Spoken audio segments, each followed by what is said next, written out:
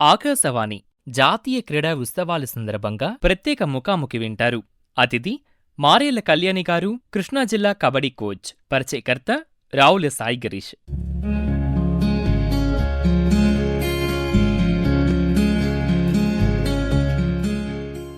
శ్రోతలకు నమస్కారం. ఈనాటి మన ప్రత్యేక పరిచయ కార్యక్రమానికి స్వాగతం. క్రీడలు కేవలం ఆటలు కాదు, అవి జీవన శైలిలో ఒక భాగం. క్రీడలు ఆరోగ్యానికి బలాన్ని, మనస్సుకు ఉల్లాసాన్ని, దేశానికి గౌరవాన్ని తీసుకువస్తాయి. ప్రతి సంవత్సరం ఆగస్టు 29న మన దేశం జాతీయ క్రీడా దినోత్సవాన్ని జరుపుకుంటుంది. ఇది హాకీ క్రీడాకారుడు, పద్మభూషణ్ అవార్డు గ్రహీత మేజర్ ధ్యాన్ చంద్ జయంతి సందర్భంగా దేశవ్యాప్తంగా ఆ రోజును జాతీయ క్రీడా దినోత్సవంగా జరుపుకుంటాం. ఈ సందర్భాన్ని పురస్కరించుకుని కేంద్ర ప్రభుత్వం ఆగస్టు 29వ తేదీ నుంచి 31వ తేదీ వరకు క్రీడా ఉత్సవాలు నిర్వహిస్తూ ఉంది. అలాగే 2019లో మన ప్రధానమంత్రి నరేంద్ర మోదీ గారు ప్రారంభించిన ఫిట్ ఇండియా మూవ్మెంట్ దేశవ్యాప్తంగా ఒక ఆరోగ్యకరమైన జీవన శైలిని అలవర్చుకోవడానికి గొప్ప ప్రేరణగా మారింది. ఆరోగ్యమే మహాభాగ్యం అన్న మాటను నిజం చేస్తూ వ్యాయామం, క్రమశిక్షణతో కూడిన జీవన విధానం అనుసరించడానికి ఈ ఉద్యమం మనందరినీ చైతన్యవంతులను చేస్తూ ఉంది. फिट रहना उतना मुश्किल काम नहीं है जितना कुछ लोगों को लगता है. फिटनेस की डोज आधा घंटा रोज, इस मंत्र में सभी का स्वास्थ्य, सभी का सुख छिपा हुआ है. अक्कड़ बक्कड़ बम्बे बो, दो आधा घंटा फिटनेस को. ताज़ा खबर को ताज़ी हवा में पढ़ लो. अरे पार्क नहीं तो छत पर थोड़ी वॉक ही कर लो. सब्जी हो या तरकारी हाथों में भर लो. अरे 2 मंजिल का जीना है, सीढ़ी ही चलो. अक्कड़ बक्कड़ बम्बे बो, हो हो हो, दो आधा घंटा फिटनेस को, बस आधा घंटा फिटनेस को. फिटनेस की डोज आधा घंटा रोज. ఈనాటి మన ప్రత్యేక కార్యక్రమంలో ఇప్పుడు మనతో పాటు ఉన్నారు ఆంధ్రప్రదేశ్ రాష్ట్ర క్రీడా ప్రాధికార సంస్థ నుంచి కృష్ణా జిల్లా కబడ్డీ కోచ్ మారేళ్ల కళ్యాణి గారు. కళ్యాణి గారు రైల్వేలో ఏఎస్ఐగా పనిచేస్తూ క్రీడారంగంలో అద్భుతమైన ప్రతిభను కనబరిచారు. 2011లో railway RPF director general DG గారి నుంచి అత్యున్నత సేవా పథకం అందుకున్నారు. అంతేకాక 2010లో చైనాలో జరిగిన 16వ ఆసియా క్రీడలలో స్వర్ణ పథకం సాధించారు. ఈనాటి కార్యక్రమంలో ఒక ఆర్పీఎఫ్ ఏఎస్ఐ నుంచి జిల్లా కోచ్గా ఎదిగిన ఆమె ప్రయాణం, మహిళగా ఫిట్ ఇండియా మూవ్మెంట్ తన లక్ష్యాల సాధనలో ఎలా తోడ్పడిందో పూర్తి సమాచారాన్ని మనం ఆమె మాటల్లోనే విందాం. మేడం నమస్కారం. మేడం నమస్కారం అండి. మేడం, కార్యక్రమంలో ముందుగా మీరు కోచ్ అయ్యే ముందు ఒక క్రీడాకారిణిగా సాగించిన ప్రయాణం గురించిన వివరాలు మా శ్రోతలతో పంచుకుంటారా? క్రీడాభిమానులందరికీ నమస్కారం. నా పేరు కళ్యాణి. మాది ప్రకాశం డిస్టిక్ పెరదేపి గ్రామం, కొండేపి మండలం. నా విద్యాభ్యాసం 6th to 10th క్లాస్ వరకు పెరదేపి గ్రామం పక్కన ముప్పవరం అనే గ్రామంలో నా చదువు విద్యాభ్యాసం సాగింది. డైలీ 4 కిలోమీటర్స్ స్కూల్ కి నడిచి వెళ్లి నడిచి రావడం వల్ల నేను ఇంకా దృఢంగా తయారయ్యానని చెప్పి అనుకుంటున్నాను. నాకు క్రీడలు అంటే చిన్నప్పటి నుంచి చాలా ఇష్టం. మాది చాలా నిరుపేద కుటుంబం. ఫాదర్ నా చిన్నతనంలోనే, అంటే నా 10 years ఆ టైంలో చనిపోయారు. అప్పటి నుంచి నేను, మా చెల్లి, మా మదర్, మేము ముగ్గురమే. మా మదర్ చాలా కష్టపడి మమ్మల్ని పెంచారు. 6th to 10th క్లాస్ వరకు డైలీ స్కూల్ కి నడిచి వెళ్లి నడిచి రావడం, అంటే డైలీ 4 kilometers మార్నింగ్ వెళ్ళటం, ఈవినింగ్ 4 kilometers నడిచి రావడం అనమాట. అంటే డైలీ 8 kilometers. ఆ వయసులోనే మేము రావడం వల్ల ఇంకా దృఢంగా తయారయ్యాను అనుకోవచ్చు. ఇంకా గేమ్స్ నాకు ఫస్ట్ నుంచి ఇంట్రెస్ట్ అవడం వల్ల స్కూల్లో రన్నింగ్, ఏ గేమ్స్ పెట్టినా కూడా నేను పార్టిసిపేషన్ చేసేదాన్ని. తర్వాత నా విద్యాభ్యాసం ఇంటర్మీడియట్ పక్కన కొండేపి మండలం గవర్నమెంట్ కాలేజీలో విద్యాభ్యాసం స్టార్ట్ అయింది 2000. అక్కడ ఉన్న పీడి గారు సుబ్బారావు గారు నన్ను చూసి నా పర్సనాలిటీ గేమ్స్ కి సరిపోతుంది అని చెప్పి first games athletics plus volleyball కి తీసుకొని శిక్షణ ఇవ్వడం జరిగింది.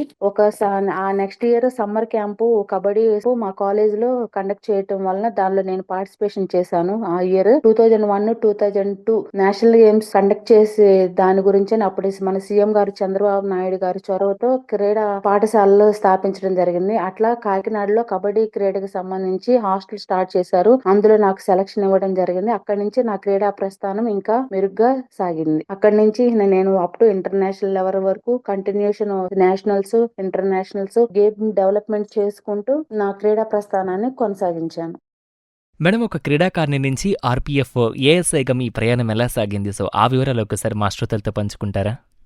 నేను అప్ టు 2000 నుంచి 2008 వరకు కంటిన్యూషన్ గేమ్స్ స్టార్ట్ చేశాను. స్టార్ట్ చేసిన తర్వాత 2008, 2007 రైల్వేలో ఆర్‌పీఎఫ్ నోటిఫికేషన్ పెడితే జనరల్ రిక్రూట్మెంట్ లో నేను యాజ్ ఎ కానిస్టేబుల్ గా నేను జాయిన్ అయ్యాను. జాయిన్ అయిన తర్వాత నా ప్రొబేషన్ పీరియడ్ కంప్లీట్ అయిపోయిన తర్వాత మళ్ళీ కంటిన్యూషన్ మళ్ళీ గేమ్స్ స్టార్ట్ చేయడం జరిగింది. అట్లా కంటిన్యూటీ వలన నేను తర్వాత మళ్ళీ ఇండియా క్యాంప్స్ ఇండియా క్యాంప్స్ లో నేను సెలెక్ట్ అవ్వడం జరిగింది. 2008 నుంచి నేను ఇండియా క్యాంప్స్ పార్టిసిపేషన్ చేస్తున్నాను. 2010 నాకు ఏషియన్ గేమ్స్ ఆడే అవకాశం వచ్చింది. అందులో గోల్డ్ మెడల్ సాధించడం వల్ల నాకు ఆర్‌పీఎఫ్ లో తర్వాత next further promotions head constable, దాని తర్వాత ర్యాంక్ ఏఎస్ఐ రావడం జరిగింది. 2011 లో డిపార్ట్మెంట్ లో highest DG insignia best sports men plus best services వలన కూడా నాకు అవార్డు ఇవ్వడం జరిగింది. జోనల్ లెవెల్లో జీఎం గారి చేతుల మీదుగా కూడా అవార్డు తీసుకోవడం జరిగింది ఆర్‌పీఎఫ్ డిపార్ట్మెంట్ లో. మేడం, మరి మీరు ఇన్ని విజయాలు సాధించడానికి ప్రధాన కారణం మీ సంకల్పం, మరొకటి ఫిట్‌నెస్ అని మనకైతే తెలుస్తూ ఉంది. మరి ఫిట్‌నెస్ గురించి మాట్లాడితే క్రీడాకారులకు ఫిట్‌నెస్ ఎంత ముఖ్యమంటారు? అలాగే ఫిట్ ఇండియా మూవ్‌మెంట్‌కి సంబంధించి మీ అభిప్రాయం ఏంటి? ఫిట్ ఇండియా ఉద్యమం అనేది ఒక అద్భుతం. ప్రధానమంత్రి మోడీ గారు ప్రారంభించారు. జీవనశైలి మార్పులు దినచర్యగా మార్చుకోవాలని, ఫిట్నెస్ చారిత్రాత్మక వారసత్వంలో ఒక భాగం కావాలని మన ప్రధాని గారు కోరుకున్నారు. ఆరోగ్యమైన కుటుంబం మరియు ఆరోగ్యకరమైన సమాజం మనకు చాలా అవసరం. జీవనశైలి వ్యాధుల వల్ల మన యువత పిల్లలకు అనేక వ్యాధులు వస్తున్నాయి. లైక్ బీపీ, షుగర్లు పెరుగుతున్నాయి. మహిళల్లో చైతన్యం వల్ల కుటుంబ ఆరోగ్యం మారుతుంది. యోగా, ఫిట్నెస్ చేయడం వలన వారి దినచర్యలో మార్పు వస్తుంది. ప్రతి ఆదివారం సైకిల్ కోసం అనే ఒక నినాదం సైకిల్ తొక్కడం వల్ల శారీరకంగా చాలా దృఢంగా ఉంటారు. మెయిన్ దృఢంగా స్త్రీలలో మానసికంగా శారీరకంగా దృఢం అవడం వల్ల సమాజంలో ఈ అసమానతలు అనేది తగ్గుతాయి. కళ్యాణి గారు, ఉద్యోగ బాధ్యతలతో పాటు మీరు మీ ఫిట్‌నెస్ ను ఎలా కాపాడుకున్నారు? మహిళా పోలీస్ అధికారినిగా ఉన్న సమయం ఫిట్‌నెస్ ఎంత ముఖ్యమని మీరు భావించేవారు? నేను ఆర్‌పీఎఫ్ లో 2008 కానిస్టేబుల్ గా జాయిన్ అయ్యాను. తర్వాత 2 ఇయర్స్ కి నాకు హెడ్ కానిస్టేబుల్ గా ప్రమోషన్ వచ్చింది. ఆ తర్వాత మళ్ళీ 8 ఇయర్స్ కి మళ్ళీ నాకు ఏఎస్ఐ గా ప్రమోషన్ వచ్చింది. అంటే దాదాపు ఒక 11-12 ఇయర్స్ నేను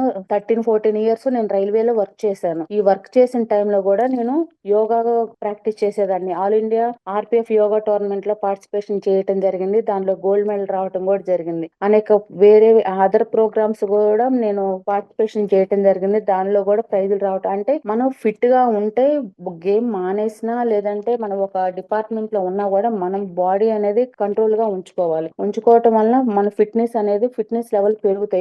ఆరోగ్యంగా ఉండడానికి ఫిట్నెస్ అనేది మనకి చాలా ఇంపార్టెంట్. అది ఏ గేమ్ లోనైనా కూడా ఫిట్నెస్ అనేది చాలా ఇంపార్టెంట్ అన్నమాట. మేడం, మీరు రైల్వేలో ఆర్‌పీఎఫ్ ఏఎస్ఐగా ఉన్న సమయంలోనే మీరు ఎన్నో మెడల్స్‌ని సాధించడం జరిగింది. ఒక క్రీడాకారిణిగా మీరు అనేక విజయాలను పొందుతూ ఉన్నారు. మరి ఇటు కోచ్ వైపుగా రావాలని మీకు అసలు ఎప్పుడు అనిపించింది? సో, ఇటువైపు ఎలా వచ్చారు?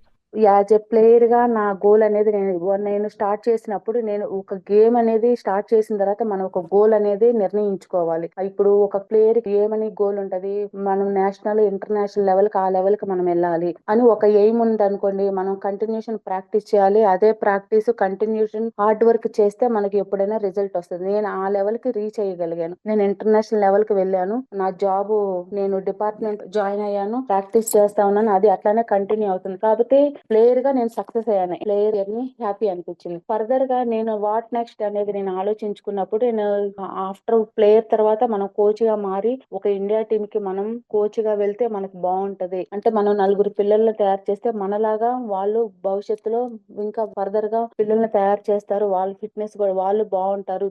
అట్లా దేశానికి ప్లేయర్స్ ని అందించి అట్లా ఆ ఇదిలో రావడం జరిగింది. మేడం, ఇన్ని విజయాల వెనుక ఖచ్చితంగా మీరైతే కనుక ఎన్నో సవాళ్లను ఎదుర్కొని ఉంటారు కదా! మరి మీరు ఆ సవాళ్లను ఏ విధంగా ఎదుర్కొన్నారు? వాటిని ఏ విధంగా పరిష్కరించేవారు? వాటికి సంబంధించిన వివరాలు ఒకసారి మేడం. మహిళా క్రీడాకారిణిగా నేను క్రీడాకారులకు ఒకటే లక్ష్యం ఉంటుంది. ఆ క్రీడల్లో ఉన్నత స్థాయికి చేరడమే వారి లక్ష్యం. కన్నీళ్లతో నిద్రపోయిన రాత్రులు చాలా ఉన్నాయి. నేను మార్నింగ్ 4 కి లేచింది మొదలు రాత్రి 9 వరకు కష్టమే నా జీవితం. నా 2 మోకాలకి సర్జరీ అయిన తర్వాత కూడా నేను ఇండియాకి ఆడాను. నేను బాధపడిన క్షణాలు చాలా ఉన్నాయి. నేను కబడ్డీ క్రీడలో సాధించిన విజయం ఈ రోజు ఏపీలో ఎవరు సాధించలేదు కూడా. అంటే ఏషియన్ గేమ్స్ ఇంతవరకు ఎవరు గోల్డ్ మెడల్ లేరు. మేడం, గ్రామీణ ప్రాంతాల్లో ఉన్న మహిళలు క్రీడలలో మరింత ముందుకు రావడానికి అడ్డుపడుతున్న కారణాలు ఏమనిపిస్తూ ఉన్నాయి? గ్రామీణ ప్రాంతం వాళ్ళు ఎక్కువగా ఇండివిజువల్ గా పాల్గొనే గేమ్స్ లో రాణించడానికి కుదురుతుంది. అంటే లైక్ టీమ్ ఈవెంట్ గా అనేది కుదరదు. ఎందుకంటే వారికి గ్రౌండ్ గానీ, కోచ్లు గానీ, ఆటగాళ్లు వేసుకున్న డ్రెస్సులు గానీ, ప్రోత్సాహకాలు గానీ, స్పాన్సర్ చేసే వాళ్ళు ఎవరు దొరకరు. వాళ్ళు దృఢంగా అవడానికి కావాల్సిన ఫుడ్ కూడా ఖర్చుతో కూడుకున్న పని. నేను ఈ స్థాయి రావడానికి కారణం ఏంటి? చంద్రబాబు నాయుడు గారు గతంలో ఏర్పాటు చేసిన అకాడమీలు నాకు బాగా ఉపయోగపడినాయి. నేను భోజనం గానీ, చదువు గానీ, హాస్టల్లో ఫ్రీగా ఉండడం వలన గ్రామీణ క్రీడాకారులు అనేది చాలా బాగా రాణిస్తారు. మెయిన్ హాస్టల్స్, స్పోర్ట్స్ హాస్టల్స్ అట్లాంటివి లేవు. ముఖ్యంగా కుటుంబ నేపథ్యం అండి. ఈ రోజుల క్రీడలు చాలా ఖర్చుతో కూడుకున్నాయి. ఉన్నత క్రీడాకారులు కేవలం క్రీడ మీదే ధ్యాస నిలపగలుగుతారు. క్రీడలు, చదువు రెండు అంటే కష్టమే. ఎందుకంటే శారీరక శ్రమతో టైం జాలక చదవలేం. అందుకని భవిష్యత్తు గురించి ఆలోచించి పిల్లలు, పెద్దలు ఎవరైనా సరే క్రీడలకి దూరం అవుతున్నారు. ఉద్యోగ భద్రత అనేది ఉండాలి. ఈ రోజున ఆంధ్రప్రదేశ్ ప్రభుత్వం క్రీడాకారులకి 3% రిజర్వేషన్ డైరెక్ట్ గా ఇచ్చి వారికి చాలా ఎంకరేజ్మెంట్ ఇచ్చారు. ఒక రకంగా ఇది చాలా ఊపిరి పోసినట్టే స్పోర్ట్స్ కి. నగదు ప్రోత్సాహకాల కన్నా ఉద్యోగ భద్రత అనేది వాళ్ళకి చాలా అవసరం. గతంతో పోల్చుకుంటే ఈ రోజుల్లో మహిళలకు తల్లిదండ్రుల ప్రోత్సాహం చాలా బాగా ఇస్తున్నారండి. రాష్ట్ర ప్రభుత్వ పథకాలు బాగున్నాయి. ఇప్పుడు స్పోర్ట్స్ అథారిటీ వాళ్ళు, లేదంటే స్పోర్ట్స్ అథారిటీ ఆఫ్ ఇండియా వాళ్ళు అందరూ స్పోర్ట్స్ కి చాలా డెవలప్మెంట్ చేయడానికి పథకాలు ప్రవేశపెట్టారు. వాటిలో మనం గ్రాస్ లెవెల్ నుంచి మనం గనక కొంచెం ఒక లెవెల్ కి మనం వెళ్ళగలిగితే అక్కడి నుంచి హాస్టల్స్ గానీ అట్లా స్టార్ట్ చేస్తే అక్కడి నుంచి డిపార్ట్మెంట్ వాళ్ళు చాలా హెల్ప్ఫుల్ గా ఉంటారు. కళ్యాణి గారు, మీరొక గ్రామ స్థాయి నుంచి ఈరోజు ఒక జిల్లా స్థాయి కోచ్‌గా ఎంతో మంది పిల్లలకు శిక్షణ అందిస్తూ ఉన్నారు. మరి మీ భవిష్యత్తు లక్ష్యాలు ఏంటంటారు? ఇండియా టీమ్ కి కోచ్ గా వెళ్ళాలనేది ఈ ఫీల్డ్ లోకి వచ్చాను. నేను క్రీడాకారుల ఆలోచన అనేది గొప్పగా ఉంటుంది.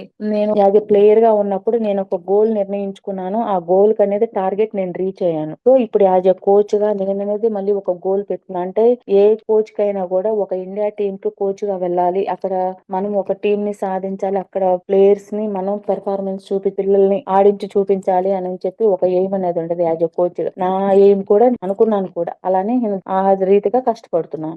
కళ్యాణి గారు, కార్యక్రమంలో చివరగా మీరు ఒక కోచ్‌గా వింటున్న మన ఆకాశవాణి శ్రోతలకి, మరి ముఖ్యంగా ఎవరైతే ఆస్పైరింగ్ స్పోర్ట్స్ పర్సన్స్ ఉంటారో, మహిళలు కానివ్వండి, యూత్ కానివ్వండి, వారికి మీరు అందించే సందేశం ఏంటి? ఫిట్ ఇండియాలో భాగంగా సెల్ ఫోన్ వదిలి రోజుకు 1 గంట గ్రౌండ్ కేటాయిస్తే శారీరకంగా, మానసికంగా మనం దృఢత్వాన్ని సాధిస్తాము. ప్లస్ మన ఆలోచనలు కూడా ఉన్నత స్థాయిగా ఉంటాయి. ఉన్నత స్థితికి ఉపయోగపడుతుంది. క్రీడలు అంటే ఫ్యామిలీ కలిసి ఉండటం, అర్థం చేసుకోవడానికి సాధనగా ఉపయోగపడుతుంది. సహకారం మరియు ఐక్యత పెంపొందిస్తుంది. ప్రజలందరూ కులమత భేదం లేకుండా అందరం ఒకటే అనే భావన పెరుగుతుంది. ఈ రోజు రాష్ట్రంలో క్రీడలు ఉన్నత స్థాయికి వెళ్ళడానికి మన రాష్ట్ర ప్రభుత్వం, స్పోర్ట్స్ అథారిటీ ఆఫ్ ఆంధ్రప్రదేశ్ వారు పూర్తిస్థాయితో క్రీడాకారులకు సహకరిస్తున్నారు. బాలబాలికలు స్కూల్ స్థాయి నుంచే క్రీడా సదుపాయాలు, క్రీడల కెరీర్ గా మార్చుకునే వారికి భవిష్యత్తుకి బంగారు బాట వేయడానికి ధైర్యంగా ప్రభుత్వాలు వాళ్ళకి సపోర్ట్ ఇవ్వాలి. మేడం, భవిష్యత్తులో మీరు అనుకున్న లక్ష్యాన్ని సాధించాలని చెప్పి ఆకాశవాణి విజయవాడ ప్రాంతీయ వార్తా విభాగం మనస్ఫూర్తిగా కోరుకుంటూ మీకు ధన్యవాదాలు తెలియజేస్తుంది మేడం. ధన్యవాదాలండి. अक्कड़ बक्कड़ बम्बे बो दो आधा घंटा फिटनेस को ताज़ा खबर को ताज़ी हवा में पढ़ लो। अरे पार्क नहीं तो छत पर थोड़ी वॉक ही कर लो। सब्जी हो या तरकारी हाथों में भर लो। अरे 2 मंजिल का जीना है सीढ़ी ही चलो। अक्कड़ बक्कड़ बम्बे बो हो दो आधा घंटा फिटनेस को, बस आधा घंटा फिटनेस को। फिटनेस की डोज आधा घंटा रोज। ఇంతవరకు జాతీయ క్రీడా ఉత్సవాల సందర్భంగా ప్రత్యేక ముఖాముఖి విన్నారు. అతిథి మారెళ్ల కళ్యాణి గారు, కృష్ణా జిల్లా కబడ్డీ కోచ్. పరిచయకర్త రావుల సాయి గురీష్. ఈ కార్యక్రమం ప్రాంతీయ వార్తా విభాగం, ఆకాశవాణి విజయవాడ కేంద్ర సమర్పణ.